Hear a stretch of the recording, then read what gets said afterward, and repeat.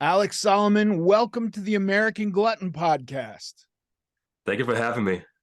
Dude, I'm a huge fan of yours. I'm a huge fan of the content you put out and your message and your whole story. And I just wanted to talk to you and hear what was the impetus for you to make the change? And did you go through a bunch of shit, or did you just like find a plan and stick to it? Like, I want to know everything.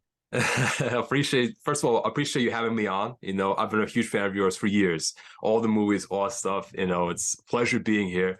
And I appreciate you telling me that, you're a big fan of content, because I say it from a place of knowing what people need to hear, but also from a place where I know what I've been through before, because there's so much bullshit online that is just hard to sift through it. And you asked me like where I started. So at my heaviest, I was around 365, right?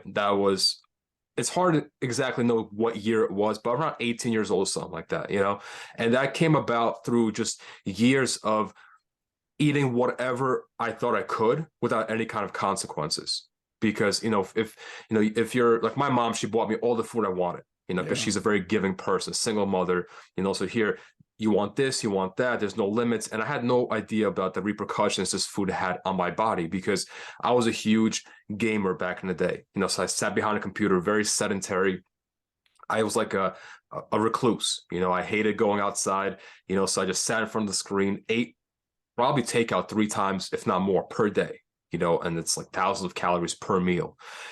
So, and there's one specific time where I went to the doctor, and for some reason I hated going to the doctor, just because, I mean, when you're at that weight in that kind of health condition, it's never good news that a doctor's going to tell you. It's always something negative. So I avoided going to the doctor as much as I could, but I had to go to the doctor for one specific reason, because I think I was joining the high school football team. I wasn't good at all. I just big body, 6'4", 365. Oh, hey, you can play. Maybe not. I couldn't play. You'll get in somebody's way. Exactly. That's exactly what I was obstacle. there for. Exactly. So I went to the doctor because I had to get a physical done, before I could join a team. And the doctor ran on my blood test, did everything. He's like, listen, you're pre-diabetic. You got a fatty liver, high triglycerides, your blood pressure's through the roof. You're not in good shape. If you don't change something now, you will not live past 30. I don't know there's no way to know if he was right or not about the specific age. Sure. But there's a point in time, I feel like, in everybody's life where something has to click for whatever reason. That is the exact moment that clicked for me, where I walked out of that doctor's office and I just pictured my life in the future, just not being there, missing out on all these things that life had to offer. So I told myself, listen, I don't know how somebody loses weight.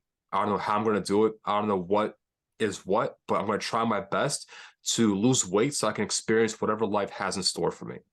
So that's the exact moment that it clicked for me. And afterwards, it was like a trial and error, trying to make the Lego pieces fit. Yeah, that's amazing. There's so much complexity today. How old are you? Do you mind saying how old you are? Now I'll be 33 in March. 33. So this is 15 years ago, about, right? Yeah. 15 Crazy. years ago. 15 years ago, I think it was perfectly fine for a doctor. And in fact, when I was a kid going to the doctors, I just expected that every time. Like, I relate so much to the idea of like, I don't want to go to a doctor. I know it's not good, but like, No. as long as I can take that feeling of it's not good and shove it in a closet in my mind and lock the closet door and like have it be hidden there even from me, I'm happier than having somebody say to me, hey, your condition is not good. This gets into like this weird thing where I want like to say, if you want to be a gamer and eat fast food 3 times a day, fine. I don't want to get in your way. But when a doctor's primary concern is your health, and they're looking at something that is objectively causing some problems to your health, I feel like it's probably their responsibility to say, hey, this is not good, right? And we're getting to a place now where like doctors are being told not to say that. you know, and Hmm. and I think that that like is scary to me. And again, like I'm basically a moral relativist. Like I'm not trying to determine what is correct or incorrect for anybody. But if you're at a doctor, the doctor's job is the optimization of health, right? I mean, I think why else are Absolutely. you going? So that, Hopefully. yeah, yeah, exactly. And that becomes like a very slippery slope, but that's amazing that you know, I feel like it took me so many instances of that message, you know, and whether you know, I don't have like a very firm belief in God, but if there is some universal presence that's sending me signals, it took so many banging me over the head of like people saying we're concerned about you and me Yeah. struggling and life being harder in literal terms with like just moving through life was physically Mm. difficult. And that's fucking awesome, man, Appre- that clicked for you there. Appreciate it, man. What was the moment for you that made it click? Because you said you went through a lot of different doctors before it actually crossed that path, that point in time where you said that we said that's it, I got to change something. I had to get sober first because I had a bit of a substance abuse problem, and so without even thinking, like I said, like there was this compulsion in me to take these things and like actively not think about them, right? Like occlude them from my consciousness, and so like eh, you know, of like avoiding looking in a mirror in literal Yeah. terms, but this would be all mental stuff. Like, you know, every time I stood up, I was aware on some level that it was much harder for me to stand up than it would be for a guy who was 200 pounds, right? Yeah. Me at my heaviest. So that was just all like we're not thinking about that. And then there was a moment of like, oh, I have to get sober because I'm this is just no way to live. It's miserable. There's too much pain and Yeah. discomfort. It, just involved in trying to numb that pain all the time, right? I wanted to be numbed out on real serious drugs 24 hours a day. And even when I would do that, I would still experience these moments of real pain and despair that I would then quickly try to do more drugs to cover up, and it just became mostly uncomfortable. So Yeah. I worked on that for a while, and then I had this moment where I had a girlfriend who I cared about more than anything I'd ever cared about before, and I was still in this game of like not actively, but I'd spent the majority of my life not thinking actively not thinking about my state and my condition, that it wasn't super present in my mind. And this guy, I had this interaction with a guy who basically held a mirror up to my face and said, "Look at yourself. You have to take a minute and look at yourself." And Mm. he did this, you know, because he felt that it was his duty from a religious perspective to do it, which whether you disagree with him or disagree, he felt he was doing the right thing, and I wouldn't fault him for that. But what occurred for me was, oh, I'm just through his words, I am now forced to look at myself, and in Yeah. doing that, I suddenly started thinking about my wife, who was my girlfriend at the time, and all this stuff came into view about like, you know, I would avoid doing things with her. Like she would want to go on a hike and I would just find a reason Yeah. not to go. She would want to go to the beach and I would find a reason not to go. She would want to go to a museum and I would find a reason. So I was actively being a non-participant in her life. And I knew that I had to seek help from her, which became the weirdest thing because that conversation, it was as though I was telling her a secret, but it you know, it felt like a secret to me, but it was also the most obvious thing ever. Like I'm Yeah. 500 pounds and I'm gonna now tell you that because I feel like you don't know because you've never brought it up. You know what I mean? So you must Yeah. be blind to this thing. It was really weird, but that was the moment for me. How did that go with that conversation with her? Was she supportive when you told her, I I'm struggling through these things. Was she supportive or kind of like accepted it, but didn't really help you out too much? No, it was as though I said, I want to go have coffee with you. And she was like, yeah, I like coffee. We can have coffee. Mm, It was that there was absolutely no excess significance. And I've replayed this in my mind 10 million times. And I think had she said, oh my God, thank God, I've been waiting for you to realize this and ask me for help, I think it would have freaked me out.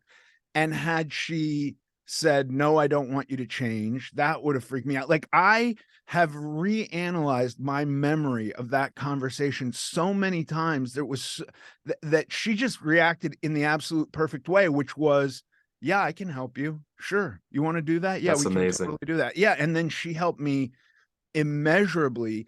And through our relationship, I think there's only been one time in the past 20 plus years where she said, hey, you got to get below this weight. And that was after we then had 4 kids, and I had to have, this was 2016. I had to have a surgery on my bicep, and I'd gotten pretty thin, really thin, thinner than I've ever been recently in 2010.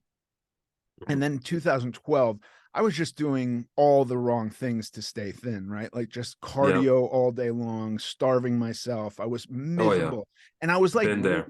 white knuckling Mm. my maintenance and weight loss. And I got to the point where even the doctor, like the sports medicine doctor, was like, you're done. You don't need to lose weight. And I was like, this guy doesn't know what he's talking about, right? Because I knew better than him. I know better. Yeah, exactly. And I was like, I still need to lose 20 pounds, right? If I want I was like 220, 12% body fat in a DEXA scan.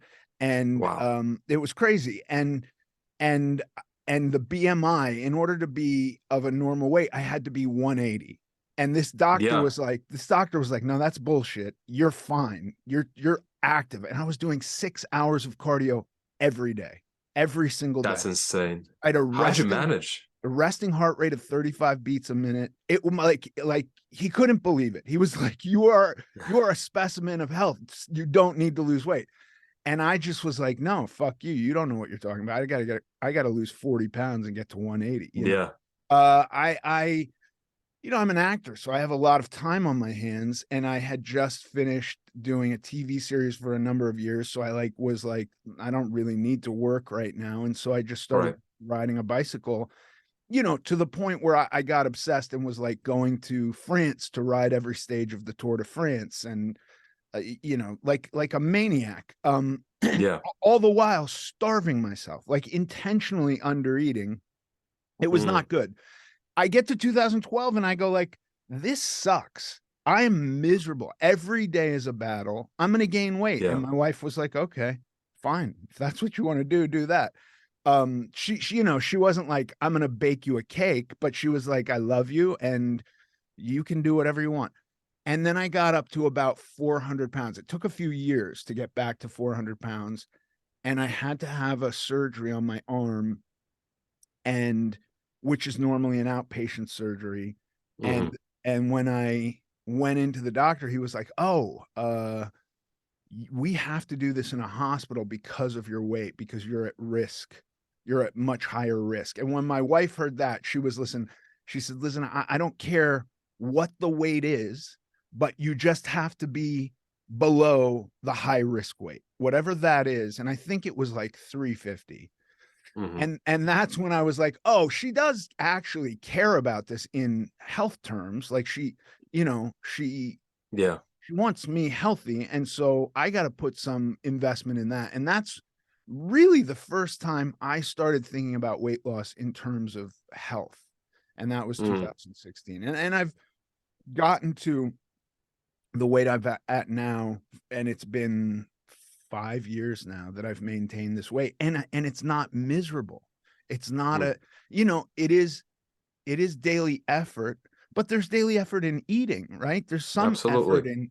in calling up for takeout delivery. There's effort there. And so Of course. there's effort in maintaining this weight, but it's not the effort that I was experiencing starving myself and trying Yeah. to fix everything with cardio. So let me ask you, what made it so you can now actually sustain your weight loss? You know, what was, because you were starving yourself before, like you said, you were doing too many crazy things. That wasn't sustainable. What did you start doing that made the weight loss actually be sustainable now?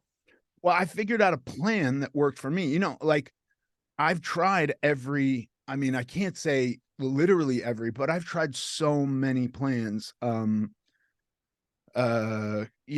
Keto, Atkins, macrobiotic foods, quote unquote health foods, where it's like you're not Yeah. eating the skin of a cucumber and somehow that's going to make you lose weight. It doesn't.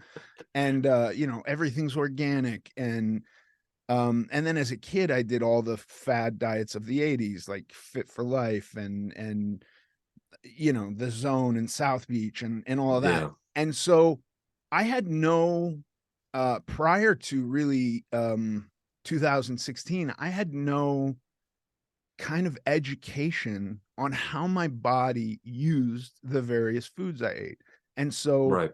I was just like, I believed for a while I was allergic to carbohydrates. And so that if I didn't eat carbohydrates, I would lose all the weight I needed to lose. And I Yeah. lost a bunch of weight not eating carbohydrates. Oh, I'm sure. And then I started to gain weight. And I was like, I'm in ketosis. I'm pissing on a stick and it's deep purple. And I'm what's happening? How could I possibly be gaining weight? But like learning about how my body used food gave me a little bit more power to kind of construct my eating plan in a way that I was happy with it and Yeah. it was getting me to my goal. I think that's so important. Like what you're doing has to make you happy, and you have to actually enjoy what you're doing, because sometimes I feel like people just create such a reliance on something that they're doing, the diet, the training plan, the exercise, whatever it is, the supplements, right? And then they think that that is sustainable. But what happens like once they can't do that? If they are not happy doing that, and then once they stop doing that, do they have a fallback plan? You know, Right. what are the fundamentals that is allowing them to actually see results? You know, and a lot of times, like even with keto, sure, it works for some people, but for a lot of people, they go back to eating carbs and they put on more weight than they lost because Yeah. they have no idea what's going on. Keto was magical, so it means I have to keep doing keto. There's no fundamental understanding. And I feel like if people were to educate themselves briefly about what calories are, what are the all types of foods they can eat, instead of eliminating food, just limit foods, and actually have that fundamental knowledge that will help them actually keep the weight off in the longer perspective, because Yeah. people like myself, before I've tried a lot of different diets, I had no idea what I needed to do. I knew that I have to do a ton of cardio to lose weight because people that lose weight do a ton of cardio. I didn't work out the first 2 years. I was afraid of weights. The Yeah. first time, one of my friends back in the day, actually, he invited me to go to the gym, and I hated going to the gym because I felt so out of place. It's this huge guy, I'm obese. I'm like, people are gonna start judging me. They're gonna start to, say, what's he doing here? And then I just left the gym after one day. I didn't go back until maybe 2 years later, or something Yeah. like that.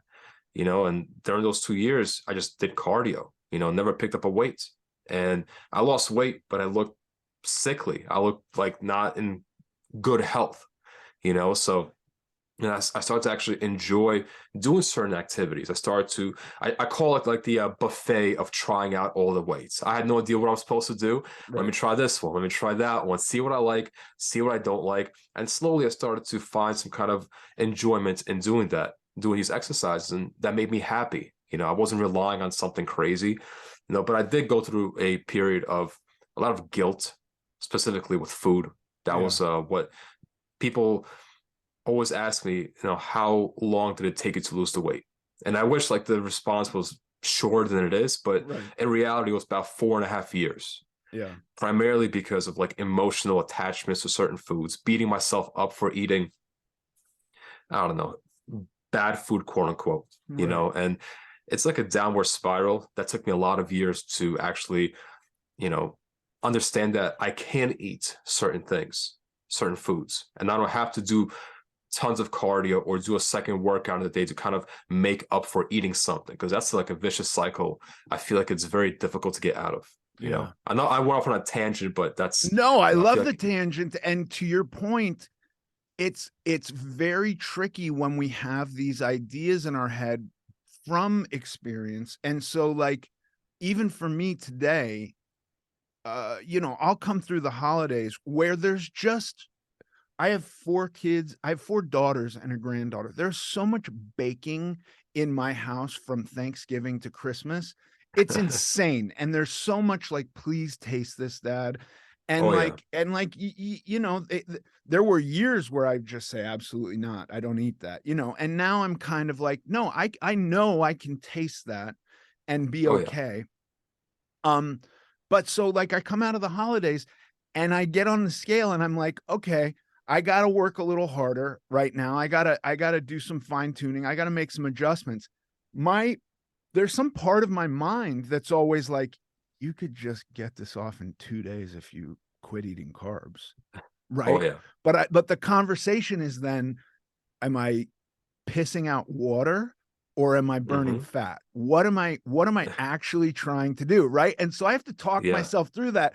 I want to see a result on a scale still that I know is not actual fat loss versus I also know that I can come through the holidays and have a 10-pound swing, and that's not all fat gain, but there's probably a yeah, little bit of fat gain in there. And so it's a mess. My head becomes a mess with this. But the thing yeah, that's gotten me through for the last 7 years is that I have a plan that's worked, that I haven't been white knuckling, that I've been mostly trucking along with, and just getting back on that plan if I've gone off is the most important thing. It's not punishing myself. 100%.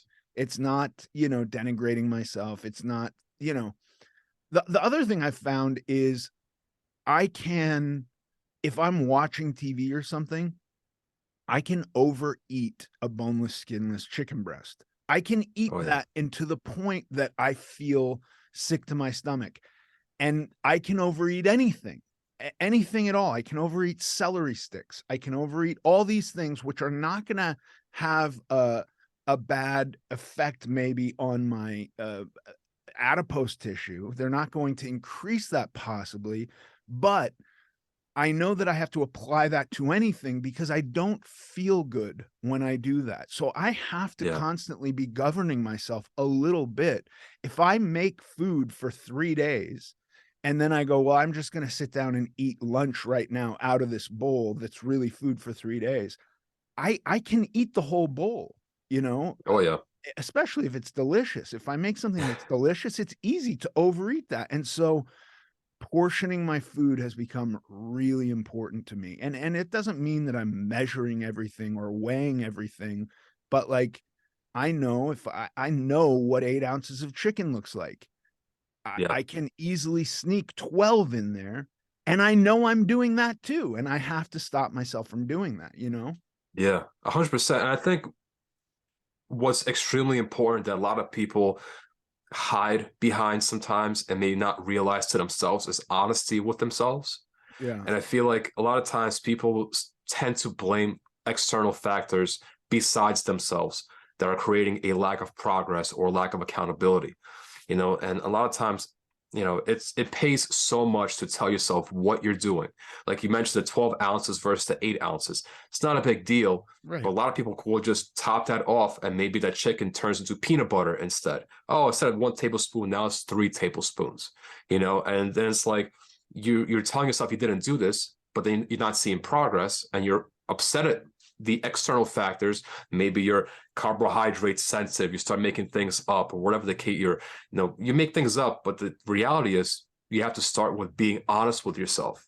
And this honesty just compounds the exact same way as maybe losing half a pound a week will compound to a huge change over time.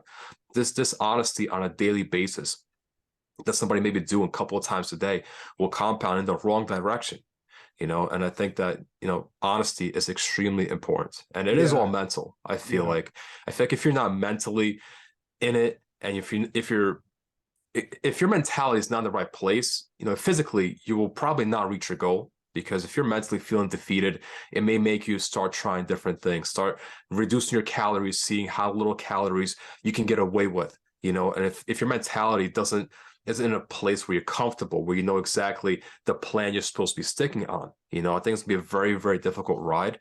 And that's pretty much what I struggled with myself before. My mentality was trash. Like I ate a cookie and then I didn't eat meals from breakfast to lunch the following day. Right. I there was a pizza joint after the gym, and my friends and I used to go to that pizza place and get a burger and fries, right?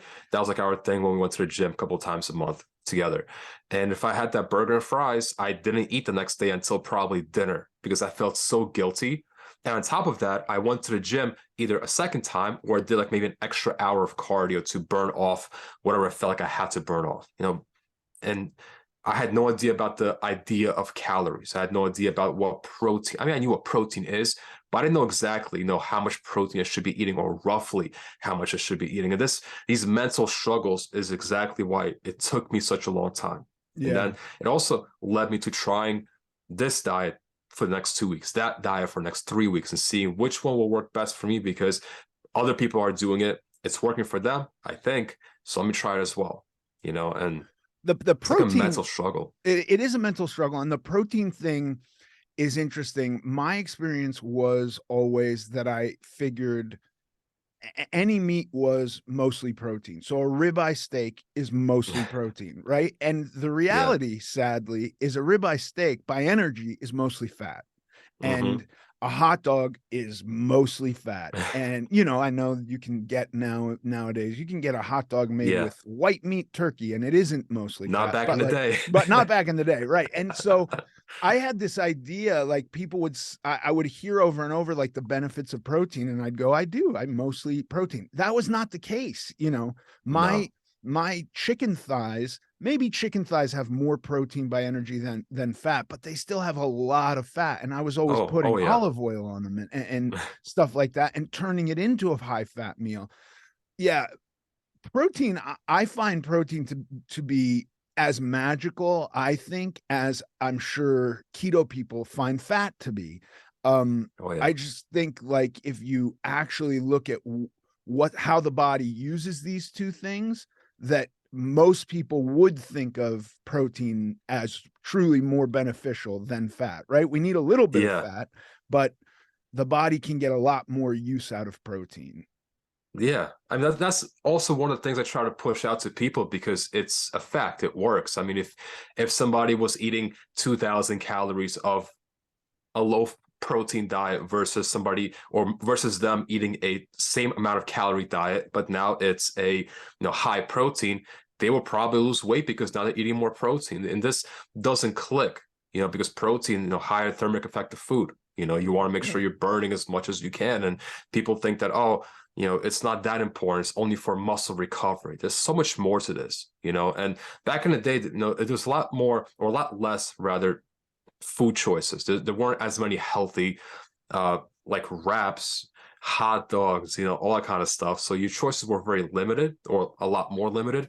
But now there's so many options out there that if you really want to prioritize your health and you want to actually eat food that tastes pretty decent, there's so many options out there. Even like the ice cream. I Yeah. absolutely love eating ice cream. Halo top. I know there's a few ones that aren't the best, but there's a lot of good options out there. Yeah. And I also somebody said this before. I forgot who made this quote, where I heard it from. It's failing to plan is planning to fail. Yeah. And I feel like people are looking for something other than a plan. They want something that will magically turn things over for them, make them flip that switch on. But what they need is a plan, something to follow daily. It doesn't have to be complex. It should be simple so they can actually keep themselves accountable, and I feel like once somebody creates a plan or follows something precise visually that they see they have to do, it goes from a point of hopefully it goes from a point of I should probably do this, or I kind of want to do this, or I'll do this later too. Instead, I'm doing this because this is the plan. And if I don't do the plan, if I don't follow the plan, I will not reach my goal. and this plan I feel like is very important. And that's what people should consider. They have to have things that they do, no matter how simple, daily, because they have to do these things. They can't just wish for progress and then be upset, at the progress they didn't reach by the things they didn't do. It Right. happens so many times. Yeah. How different, if you can take a snapshot of your life at 15 when you were eating fast food 3 times a day and playing video games, how different is your life today? I can talk about my body. I can talk about my internal health all day, but what really matters to me personally is the freedom of doing things throughout the day that a regular person does that I can do now. Not sweating profusely in a spring-ish weather where I'm carrying 2 bags of groceries from outside. Walking up the stairs and not being out of breath. Tying my shoes without thinking twice about it because I don't want to do it so much because I know I'm gonna be all blue in the face because I'm bending down.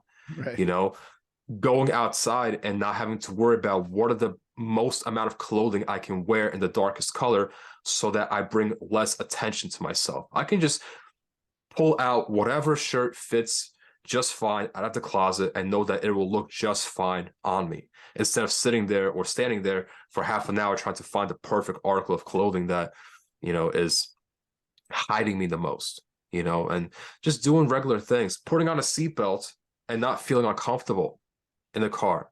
People don't understand how satisfying that feeling is. Going on an airplane and knowing that you're not going to be touching the sides. You can fit just fine.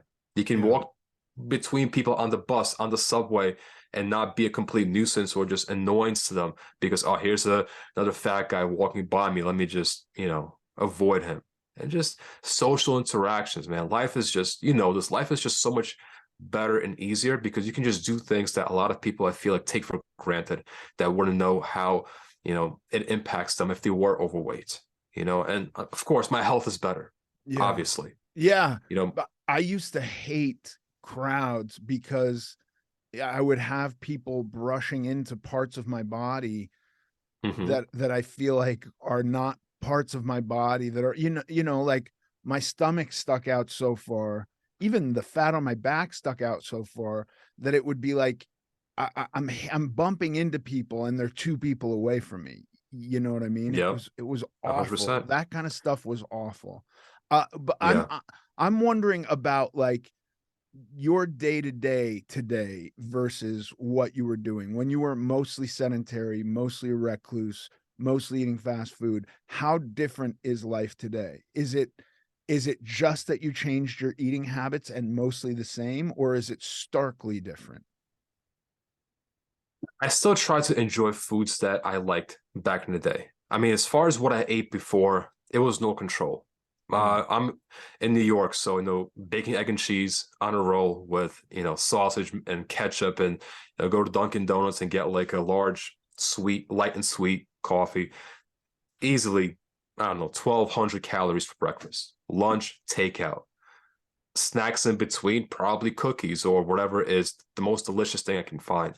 You know, Dinner, probably takeout. I remember one of my frequent meals for takeout was go to a pizzeria, get a rice ball, get 2 or 3 slices of pizza, and get like a hero with eggs and potatoes and sausage. Wolf that down, no problem. Repeat again the next day. Zero activity behind the computer. School was going great until I started cutting class, and then it's like, let me go back home so I can be more sedentary. And with me not liking to be around people, there was no social life. There was no social life, which means I wasn't as active around people. I feel like if you have some kind of a social life, you still are more active physically because you got to go see people.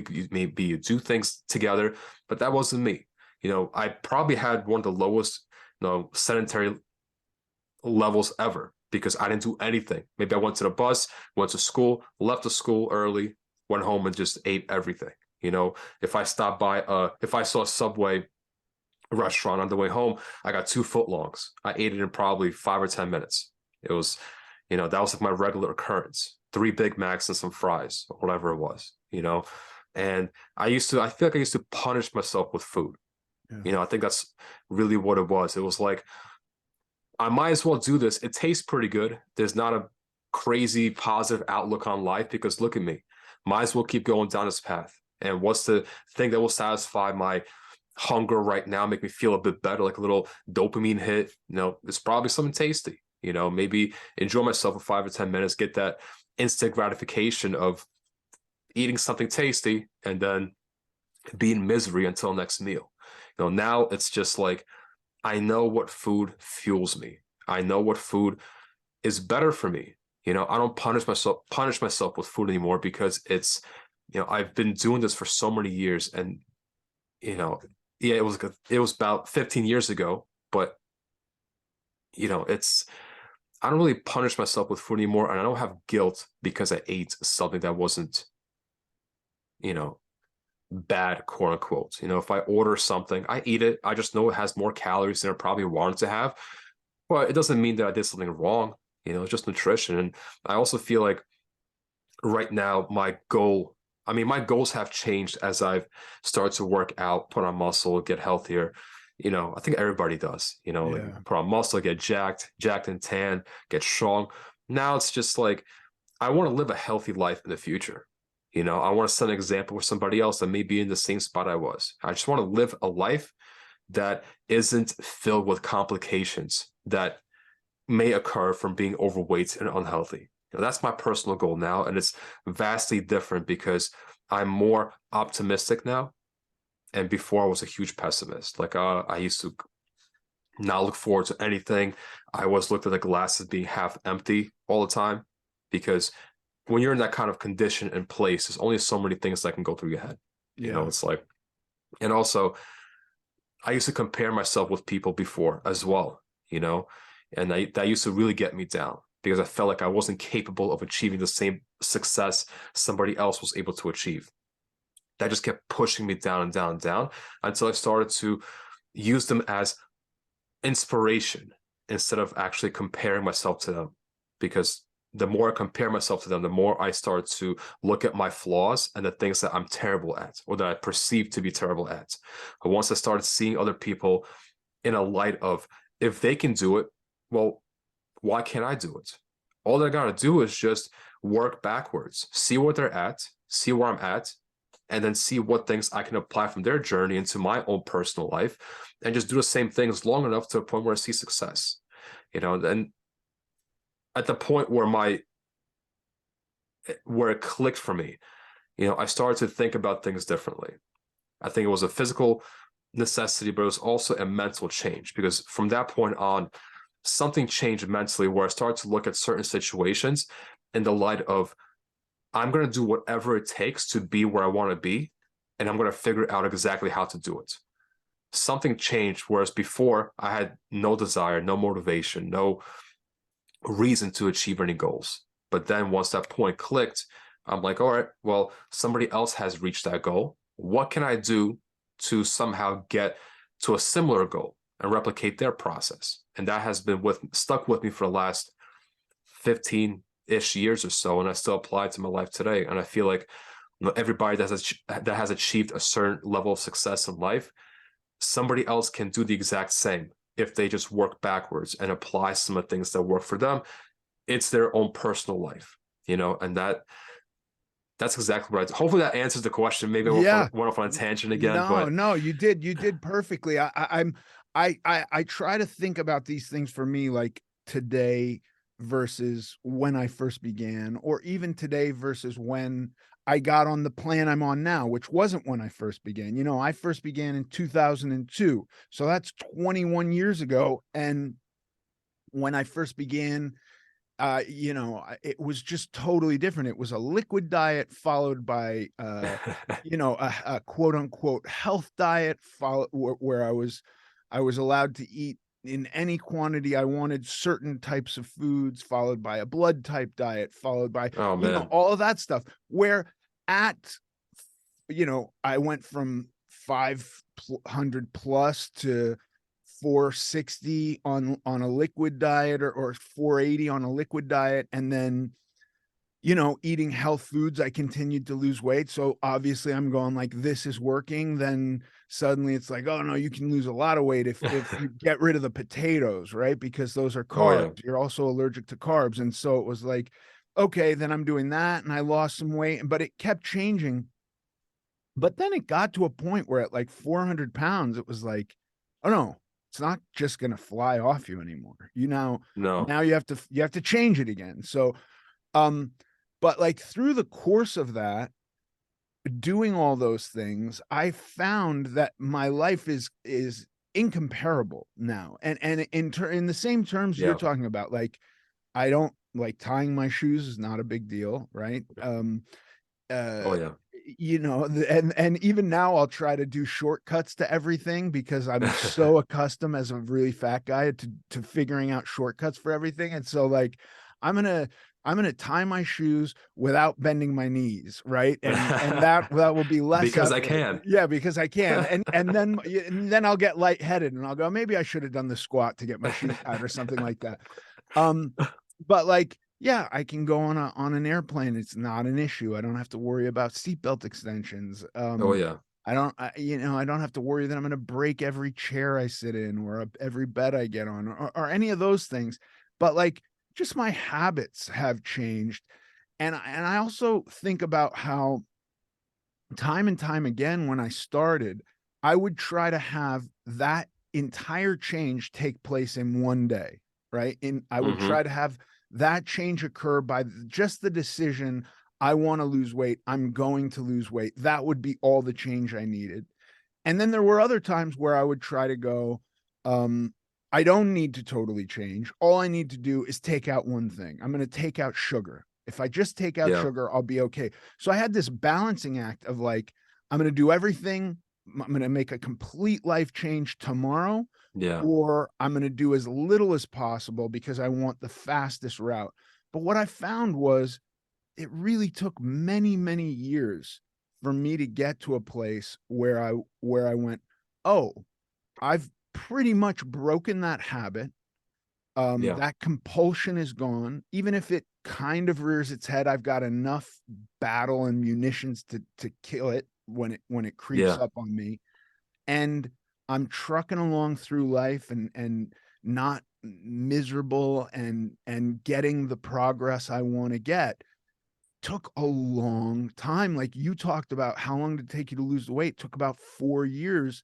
And I'm Mm-hmm. sure even today, the other thing I keep thinking about too is like, I'm still a student. I'm still looking for ways to Yeah. change and improve. Whereas back 100%. then, I just wanted it all right now. And I wanted it Yeah. either at the littlest cost or I wanted to make the most severe change overnight. And both of those Yeah. things failed for me over and over again.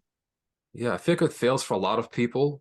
I think it's multiple factors that play a part into this. I think the most important one is that people think that decades or a decade of unhealthy habits will somehow magically be overturned in a single night or a week.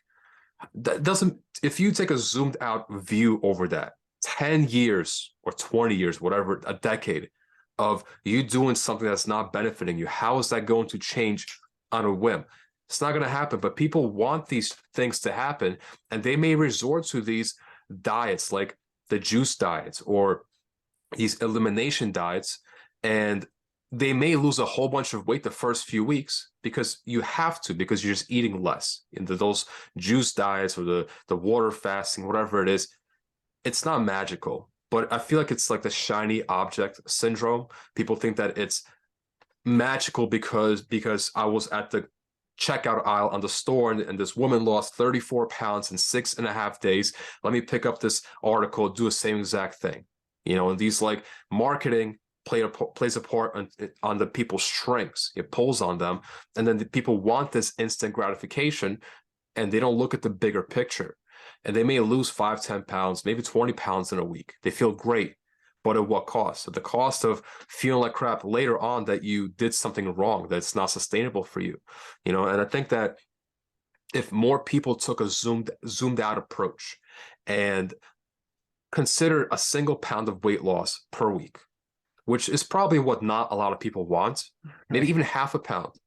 I mean, I can't tell you one person that is satisfied with right now that wants to start their weight loss journey with a single pound of weight loss. Probably very, very few, you know, but that's over 50 pounds in a year. And let's say even 25 pounds, a half a pound of weight loss.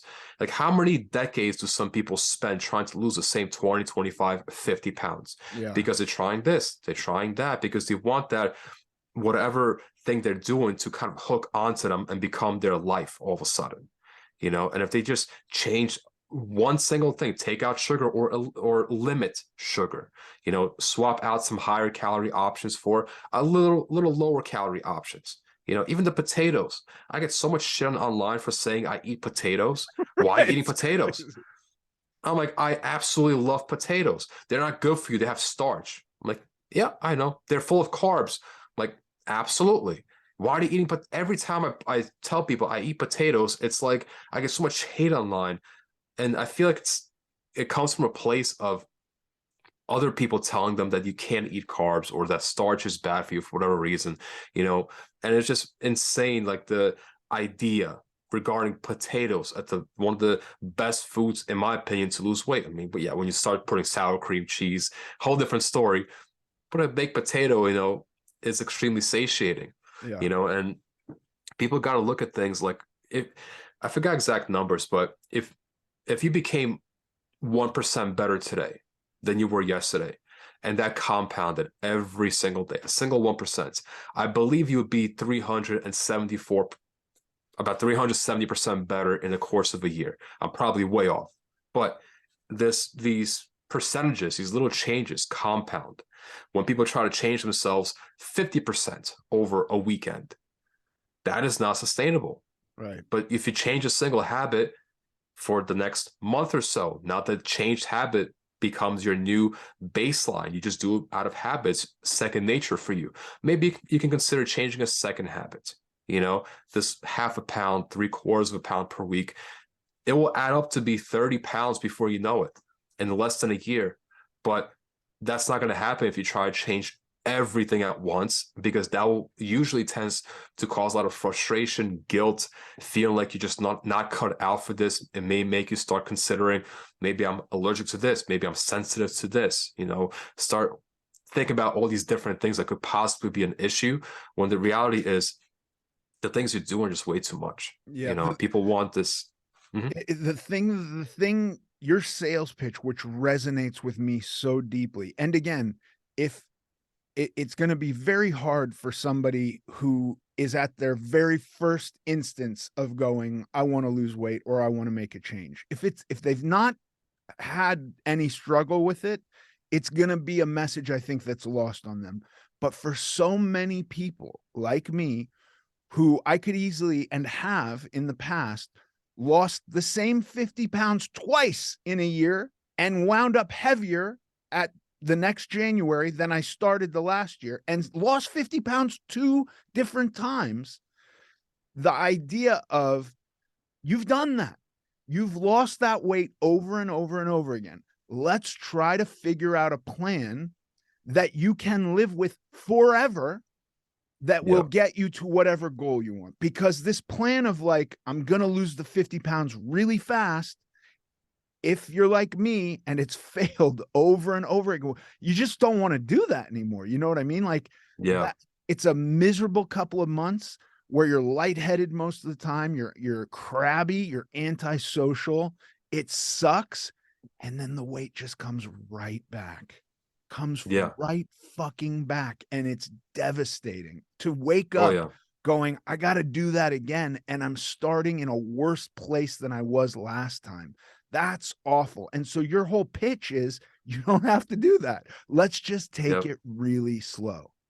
Exactly. And it's very difficult to get that through the heads of people that taking it slow is the right approach, because people again want this instant gratification. I have a vacation I have to go on in June. Right now it's May. I got to lose 30 pounds. And they create these like boxes for themselves. They have to hit that goal in that time period no matter what. Well, in reality, you're not going to reach that goal. I'm sorry. And then when you don't reach that goal, how shitty are you going to feel about yourself? Right. You're gonna feel terrible. You got to start earlier, have a plan, have accountability, and know that it's gonna probably take you 3 times at least as long as you think it's gonna take you. So triple that time, double that time, give yourself more time to actually reach that goal. Because if you compress this schedule in a short period of time, you will likely try to do things that are more drastic that will help you reach that goal in that shortened time period, and you may resort to crazy things to do it. You may starve yourself, because you got to reach that goal for whatever reason that you told yourself. And sustainability should be considered from the beginning, which is why I personally believe that meal plans are not realistic. I mean, if you follow a specific meal plan that somebody told you have to eat in order to lose your weight, you will likely feel like you have to rely on that meal plan to reach your goal and to sustain your progress. Who can eat the same food for the rest of their life or for the next, I don't know, couple of years? You can use it as a suggestion, but you should know all the kinds of foods that you could eat, and instead of, my personal belief is that you shouldn't eliminate any kind of food, especially food that you enjoy, unless perhaps if it's a trigger food that causes like a binge eating occurrence to happen. But moderation goes a long way, limitation, not elimination. When I tell people you should probably limit some of these healthy foods. Olive oil, I love olive oil, but you put a few extra tablespoons and they're going to be guessing, why am I not losing weight at the pace that I think I should be losing weight? Avocados, I love them, healthy fats, but if you're eating guac twice a week, I mean, that's probably like 1,000 or so extra calories, depending how much you can eat. I can eat a lot, Yeah. but limitation, not elimination. And just give yourself more time and look at sustainability as the main goal. Because if you can't see yourself doing this for the rest of your life, you probably shouldn't do it, because it's not going to be sustainable for you. That's my personal belief. Yeah, no, I completely agree with you. Earlier, you talked about honesty. There's a really interesting part of recovery for me, which is when I'm talking about that, I'm talking about drugs and alcohol. But one of the very early things that you do is, it says, and again, I'm not pushing the idea of God on anyone. God can be whatever you want. Like for me, God could be just any higher power, up to you. But it Mhm. says, we've admitted before God and another that we are powerless to drugs and alcohol. And this idea for me has been really profound, because for a long time I didn't really apply it to food. I didn't think about food and substances in the same way at all. And I don't think of them in the exact same way, because substances for me just require abstinence, and I can't be abstinent from food. So it is different. But this idea of admitting to somebody else, um, me admitting that I had this problem to my wife, as of today, I look back on it and I'm like, it's like a kid who's standing covered in paint, telling their mom they made a mess of paint. There's paint all over the wall, right? Red paint. The kid's covered in red paint, and the kid's scared to tell the mom. The mom knows the kid made the mess with paint. So, but at the time, it was very much like, I have to tell you this. I have to tell you this thing. I have this problem. And that has helped me immensely, because I found, and it wasn't just a miracle thing, that by admitting to her that I had this problem, that the problem evaporated. I had to work at becoming honest, but it was helpful to have somebody else to know, like, it's very easy for me to lie to myself, to harm Oh myself. yeah. I have no problem really ever, like, uh, my life on my own seems almost irrelevant to me. However, if I'm dealing with another person, my life becomes important, because I am now responsible for them to some degree. And with my wife, Yeah. it's been very helpful to have somebody to talk to. Do you encourage people to get accountable to others, or have somebody else to communicate with these things Yeah. about? 100%. I think that accountability and support goes hand in hand. And a lot of times, you may not want to be that person. That's the way that I felt. I got this. It's under my control. You don't have this. It's very difficult to do this by yourself. If it hasn't worked before, you trying to fix it, it's probably not going to work in the future. unless for some miracle it does work. But voicing what's happening is, I think, the most difficult step forward. But you got to like break that barrier of voicing what is troubling you to somebody else that may be able to help. A lot of times, family may not be able to help. They may just encourage your bad behavior. But if you can't at least tell it to them to kind of take that first step, and then talk to your friends about it. Hopefully your friends can help you out. But I think that support is extremely important, because if it's a group of people, if it's a Facebook group, if it's some people you met online in your exact position, just get it out there, because then you will tell yourself there is a problem and I'm trying to get help for it. Whereas if you kind of cover up, you're dishonest with yourself, you don't let people know that this is happening, you're going to be in the same spot probably a few years from now without any kind of substantial change. So I think that you should voice it to whoever you can. Hopefully those people can support you on your journey, keep you accountable. But maybe, I don't think relying on other people to be accountable for is a good idea, because you got to be accountable with yourself. Yeah. And I read this thing that, again, I forget who said this. They said, accountability is one of the best ways of self-care, and if you want to really develop self-care, like proper positive routines, get accountability from somewhere.